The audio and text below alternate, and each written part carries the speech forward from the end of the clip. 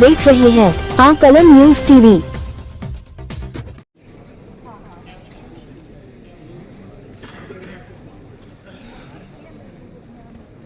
Welcome to all distinguished dignitaries, officials and participants. On behalf of the Ministry of Tribal Affairs, I, Simran, welcome this august gathering to the National Conclave on Adi Karmayogi Abhiyan, a platform of ideas, inspiration and innovation dedicated to empowering our tribal workforce. Dear all, the Ministry of Tribal Affairs, under the visionary leadership of the Honorable Prime Minister of India, launched the Adi Karmayogi Abhiyan, envisaged communities, strengthening responsive governance and creating local leadership opportunities across the country. Today's conclave marks yet another milestone in our collective journey towards inclusive development, capacity building, and strengthening the tribal governance framework. Let us extend a heartfelt welcome to all distinguished dignitaries, esteemed guests, and participants who have joined us from across the country for this important occasion. Let us begin today's conclave by felicitating our honorable dignitaries. I now request, as a mark of our deep respect and warm welcome, loud applause please.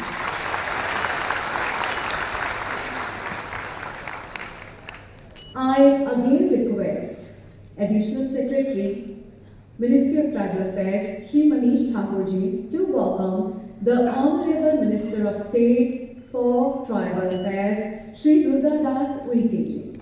Loud applause please.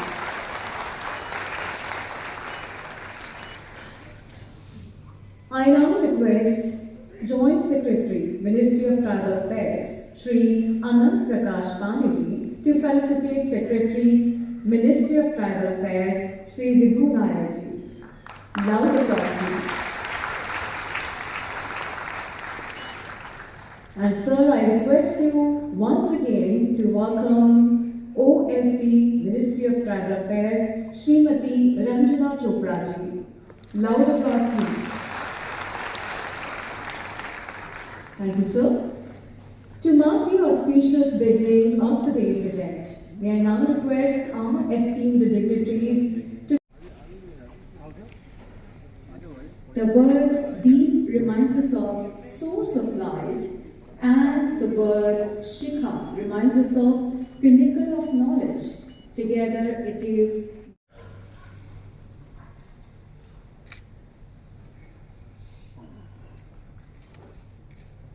Honorable Union Minister of Tribal Affairs, Shri Jawar Ghulam ji, Honorable Minister of State Tribal Affairs, Shri Durga Das Uike ji, Secretary Tribal Affairs, Shri Vibhu Nayar ji, OSD Tribal Affairs, Srimati Ranjana Chopra ji, Secretary of Central Government Line Ministry.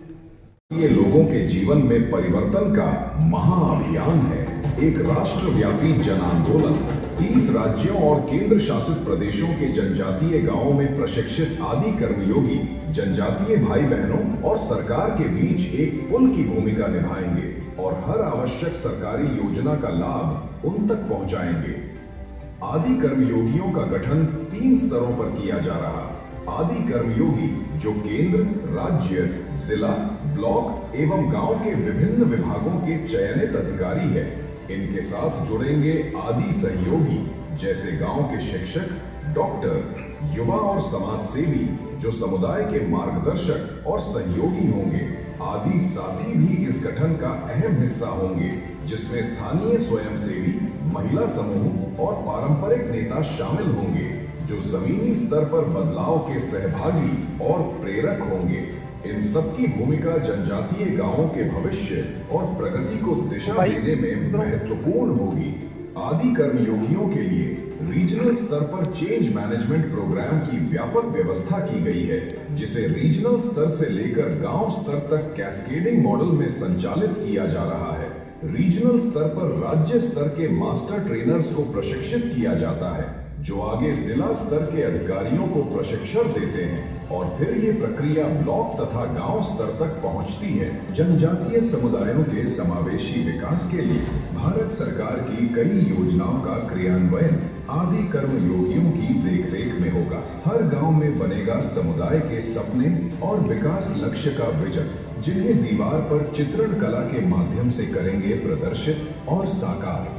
हर गांव में आदि सेवा केंद्र, स्वास्थ्य, शिक्षा, आजीविका, पोषण, महिला शिशु कल्याण, जल स्वच्छता और अन्य योजनाओं का लाभ जनजातीय समुदायों तक पहुंचाने के लिए एकल खिड़की केंद्र होंगे। ये केंद्र जनजातीय सेवा समय के दौरान समुदायों का अधिकारियों से सीधा संपर्क स्थापित कर शिकायत निवारण और विभागीय पहुंच को आसान बनाते हुए एक नई जवाबदेही की प्रणाली लाएंगे, जिससे हर जनजातीय परिवार तक सरकारी सुविधाएं समय पर और पूर्ण रूप से पहुंच सकेंगी।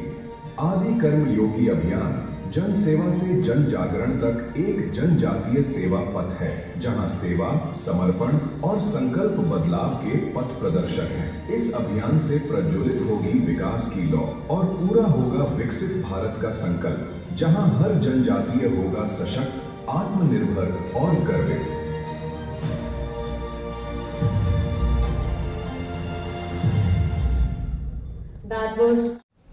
लेकिन इसमें माननीय प्रधानमंत्री जी नरेंद्र मोदी जी का उद्बोधन, उनका मार्गदर्शन, फिर महामहिम राष्ट्रपति जी का भी मार्गदर्शन और उनका बीच बीच में डायरेक्शन हम लोग को रहा है, उस हिसाब से हम लोग काम कर रहे हैं। हम इस बीच में इसलिए आप लोग को बुलाया गया है, आप लोग काम कर रहे हैं, हम लोग भी बीच बीच में डायरेक्शन दे रहे हैं, रिपोर्ट ले रहे हैं। लेकिन अंग्रेजी में एक कहावत है, seeing is believing, seeing is believing, saying is not believing. आप बोलते रहेंगे तो बोलेंगे आप बोलते हैं, मंत्री बोल रहा है, सेक्रेटरी कुछ बोल रहा है, तो इनका काम कुछ नहीं है कि डायरेक्शन करेक्शन रेगुलर हमको सर्कुलर ऑर्डर दे रहे हैं। Saying is believing, saying is not believing, seeing is believing. अब महाभारत का प्रसंग अगर लिया जाए तो भगवान श्री कृष्ण ने अर्जुन को समझाया कि तुमको युद्ध करना है। वो गांधी उसका अपना लोगों को देख के लड़ाई करने के लिए वो उनका मन में विद्रुष कहा गया, मतलब वो बोले कि अरे अपना ही आदमी के साथ क्यों लड़ूंगा, इसलिए वो छोड़ दिया। तो उस समय श्री कृष्ण ने उनको समझाया कि तुमको लड़ना है, ये धर्म के लिए लड़ना है। तो उनको समझ में नहीं आया। लास्ट में श्री कृष्ण ने अपना रूप दिखाया, उनका जो रूप दिखाया, तो उसके बाद भगवान श्री कृष्ण का रूप देख के अर्जुन ने बोला कि नहीं मैं युद्ध करूँगा। ऐसे हम लोग आपको बताते रहते हैं, लेकिन आप लोग को ये विज्ञान भवन में आपस में आके थोड़ा आपस में देखा देखी हो जाएंगे। ऐसे तो बहुत सारे बेचमेंट और वगैरह वगैरह। आज की इस संवेदना से जुड़ा हुआ ये महाअभियान, इस राष्ट्रीय सम्मेलन में हमारे जनजातीय मंत्रालय के कैबिनेट मंत्री मेरे ज्येष्ठ भ्राता श्री जुएल ओराम जी मंचासी आज के प्रासंगिक विषय पर उनका भी प्रेरक प्रबोधन हम सबको प्राप्त होगा। हमारे बीच में सम्मानित श्री विभू नायर जी, सचिव जनजातीय कार्य मंत्रालय, उन्होंने बहुत ही व्यापक, विस्तृत, सारगर्भित विषय की उन्होंने प्रस्तुति की। हमारे बीच में ओएसडी जनजातीय कार्य मंत्रालय श्रीमती रंजना चोपड़ा जी मंचासी जी, श्री मनीष ठाकुर जी, अपर सचिव जनजाति कार्य मंत्रालय, श्री अनंत प्रकाश पांडे जी, संयुक्त सचिव जनजाति कार्य मंत्रालय, आज के सम्मेलन में उपस्थित सभी आत्मवत मित्रवत सभी बंधु बांधव, शक्ति स्वरूपा देवी स्वरूपा सभी हमारे परिवार की बहनें, मित्रों, इस राष्ट्रीय सम्मेलन आदि कर्मयोगी अभियान का ये उद्घाटन सत्र है और हम आज यहाँ किसी योजना की औपचारिकता करने नहीं आए, बल्कि एक जन आंदोलन को गति देने के लिए एकत्रित हुए। उसमें ये करते तो इसके कारण आप लोग का मोटिवेशन थोड़ा आएगा, ठीक लगेगा आपको भी कि चलिए इसके कारण हमारा मंत्रालय ने इसको बुलाया है। मैं विभू नायर जी को धन्यवाद देता हूँ कि आपका आपने इसको शॉर्ट टाइम में बुलाया और आप लोग बहुत सारे संख्या में यहाँ उपस्थित हैं।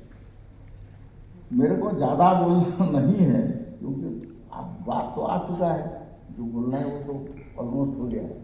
आप 5 सेशन में अलग अलग बैठेंगे, हेल्थ का बाकी ये इसका, तो उसमें डिस्कशन होगा और उसका जो आउटकम होगा उसको प्रेसिडेंट महोदय के सामने आपको प्रेजेंटेशन करना है कि आपने क्या डिस्कशन किया, क्या अनुभव आया, क्या उसमें से सजेशन है, उसको रिकमेंडेशन आपको करेंगे। ये भी आप लोग के लिए एक मोटिवेशन होगा क्योंकि महामहिम राष्ट्रपति महोदय के सामने आप लोग का विचार, आप लोग का एक्सपीरियंस, आप लोग का अनुभव फील्ड में क्या है उसके बारे में बताएंगे। इसको भी मंत्रालय नोट करके लेंगे, आगे चल के इसमें से भी हम कोई परिवर्तन हो, कोई चेंज करना है, इधर उधर करना है तो उसके लिए हम लोग करेंगे।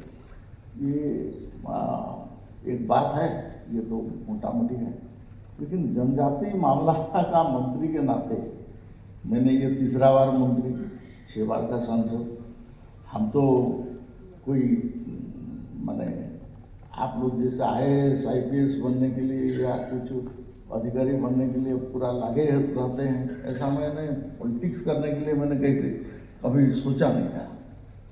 मैंने कहीं सोचा नहीं था। डिप्लोमा इलेक्ट्रिकल इंजीनियरिंग करने के लिए BHEL में मैंने नौकरी कर रहा था, कंस्ट्रक्शन डिवीजन में। मेरा काम था, मेरे को मैं थोड़ा बदमाश टाइप का आदमी था, थोड़ा ऑफिसर लोगों के साथ झगड़ा झाटी करता था, तो बोला कि जाए इसको दे दो, गेस्ट हाउस का इंचार्ज कर दो, ट्रांसपोर्ट का इंचार्ज कर दो, इलेक्ट्रिकल इंस्पेक्टर को देखेगा, MLA को देखेगा, MP को देखेगा, सब कलेक्टर को देखेगा। अब ये इसको देखते हैं, उसको PR वर्क बोलते हैं, ठीक है ना, पब्लिक रिलेशन वर्क। तो मेरा काम क्या है, आप इलेक्ट्रिकल इंस्पेक्टर, तो इलेक्ट्रिकल इंस्पेक्टर को एक गाड़ी देना पड़ेगा पूरा फ्री में। आप कंपनी का नियम है, आपको तेल देना पड़ेगा, वो जहाँ भी जाएंगे वो घूमने उसको जाएंगे। इलेक्ट्रिकल इंस्पेक्टर बोलेगा जेल बाबू, राम बाबू, जेल, हमको थोड़ा हमारा दोस्त लोगों के साथ खाने पीने का इच्छा है। बोलेगा हो जाएगा सब, चलिए। तो हम होटल में बैठे उनको खिलाते पिलाते हैं। हमको एक इम्प्रेस मनी मिलता था उस समय 15,000 रुपये का, और उसमें क्या सर्टिफाई करता था मैंने, the money was spent for the purpose for which it was drawn. अब समझ में आ रहा है ना, the money was spent for the purpose for which it was. आप देख रहे थे जोगेंद्र डोगरा के साथ कलम न्यूज़ टीवी।